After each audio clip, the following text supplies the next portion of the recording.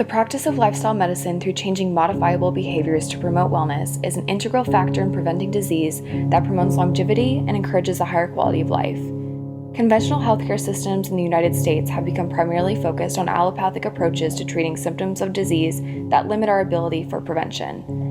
Healthcare systems are not functioning at full potential.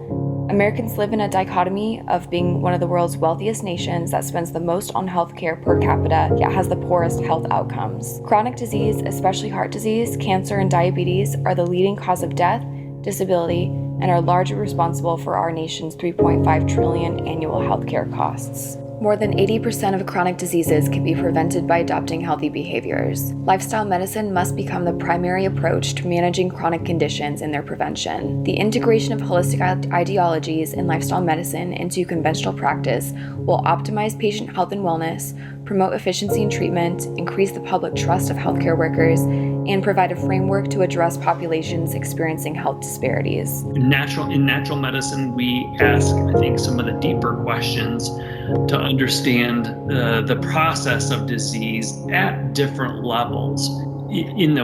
From the Western perspective, is limited, and it's been in the past focused on how to get rid of or stop them so that the patient feels okay, rather than understanding what is actually happening for that person. So, for example, let's say a patient has rheumatoid arthritis. Let's see if we can understand this from another perspective. Why do their joints hurt? So not looking simply at the fact that they've got arthritis, but what's causing that. And so when we look a little further, we look at gut health, and we realize that that their gut health is actually the cause of that, and changing that around can certainly change the patient's symptoms.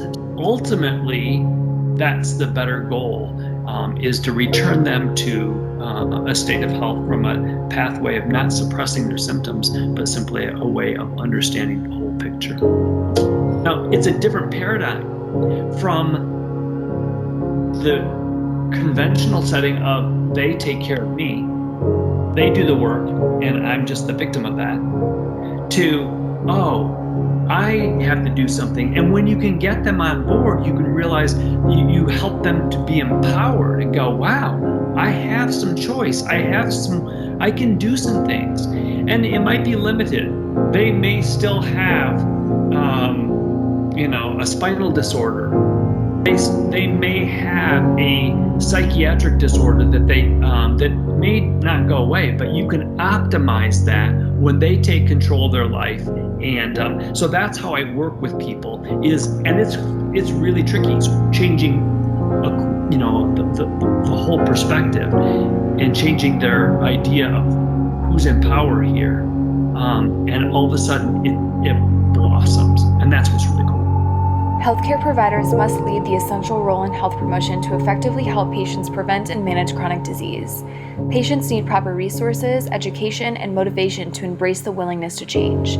The journal article Cardiology Meets Personalized Lifestyle Medicine highlights the promising future of embracing lifestyle medicine to manage cardiovascular disease in collaboration with conventional treatment. Researchers discuss the statistical significance of focusing on personalized lifestyle medicine to thoroughly consider each patient's unique response to lifestyle exposures and medical history for a more effective approach to managing cardiovascular diseases. Data found that among participants with a high genetic risk, a favorable lifestyle was associated with a nearly 50% lower relative risk of coronary artery disease than those with an unfavorable lifestyle. Another study examined how breast cancer patients can improve prognosis and optimize overall health through lifestyle modifications. The review found that the role of physical activity through vigorous exercise and strength training can help reduce the risk of reoccurrence and mortality. It's understandably common for patients to reduce physical activity after diagnosis, enunciating the importance of practitioners to include lifestyle health promotion, education, and encouragement during visits. The authors emphasize that lifestyle changes cannot always improve cancer outcomes, especially with aggressive biology. Patients should never be made to feel that inadequate lifestyle behaviors were the cause of cancer recurrence. Making positive lifestyle changes can be psychologically beneficial to patients through empowerment, especially since the feeling of loss of control is one of the biggest challenges of a cancer diagnosis. These examples of research demonstrate the importance of incorporating individualized lifestyle medicine into clinical practice. This integration can be accomplished by collaboration with a practitioner and a health and wellness coach. A systematic review of the effects of health and wellness coaching on patients with chronic disease demonstrates the well-documented statistical significance of its positive effects on patient health outcomes. Researchers found significant improvement in 11 of the 13 studies reviewed. The coaches helped identify patients' barriers to behavioral change, set realistic health goals, develop plans for reaching goals by asking questions, listening, and offering supportive feedback. Results were considered by a patient's physiological, psychological, behavioral, and social outcomes. Patients that underwent health coaching indicated positive effects on adults with chronic disease, especially in managing a condition. Improved weight management, especially among patients with diabetes, resulted in increased physical activity and weight reduction. Coaching was also observed to improve patients' mental health status by promoting self-efficacy, successfully helping patients cope with their chronic disease. Health and wellness coaches should work alongside practitioners in a collaborative effort to assess and address whole health for individualized treatment and optimal health outcomes. That's the beauty of what we're doing with wellness coaching is creating wellness coaches so that there's somebody that can specifically coach that patient into behavioral changes, because the doctors, he might suggest some things, but a lot of times conventional care providers don't have as much time or knowledge in terms of behavioral changes to really make that transition.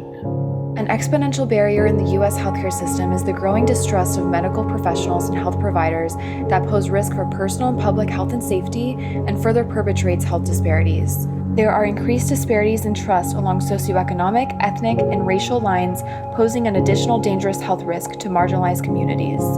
The collective distrust arises from a common dissatisfaction with the quality of care, negative experience with a provider, unaffordable costs, and unequal access to care.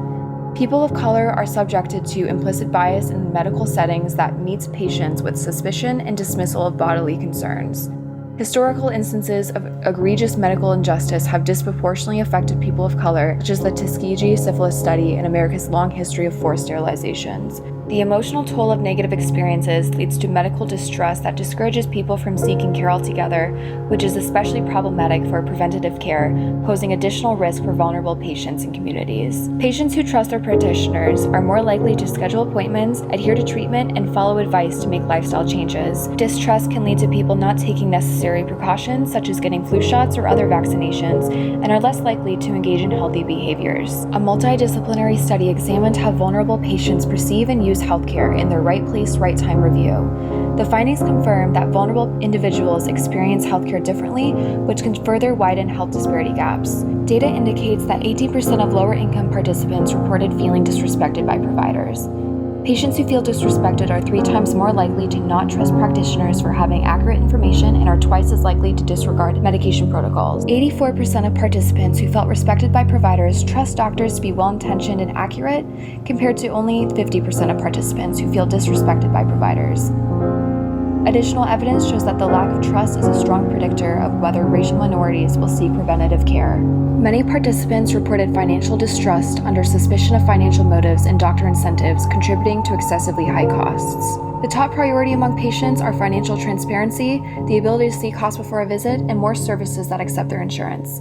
Patients in poor health reported that having providers that focus on overall well-being rather than treating symptoms alone is a healthcare improvement priority. Adapting to mobile-friendly system devices that allow greater transparency and access to information regarding costs, insurance, treatment plans, and doctor credentials can help mend the patient-practitioner relationship gap. Simply prioritizing active listening of patient concerns and meeting them with sympathy and invite shared decision-making for personalized care are vital recommendations for healthcare providers to earn back trust. Health disparities refer to differences in health outcomes closely linked to social, economic, and environmental disadvantages that adversely affect race, ethnicity, gender, and sexuality.